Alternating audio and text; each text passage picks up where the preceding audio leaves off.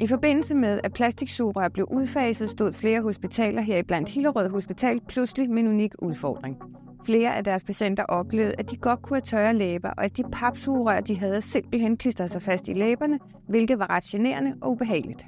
Oven i det kan patienternes vand eller saftevand godt stå i flere timer ved siden af sengen, hvilket de tidligere papsugerør slet ikke kunne holde til. Desuden var der et ønske om, at sugerøret skulle have et knæk, da patienterne kan have problemer med at få sugerøret i munden, hvis det ikke har et knæk.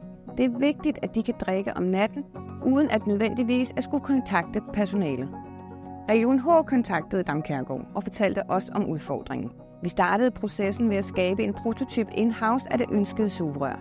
I samarbejde med vores leverandør udviklede vi herefter et helt nyt papirsugerør, der løste udfordringen. Sugerøret er lavet af papir, så det overholder alle gældende regler, men det er udviklet på en måde, så papiret ikke opløses i vand og heller ikke klæber til patienternes læber, når de drikker. Har du en udfordring, så tag fat i os. Vi vil gerne hjælpe.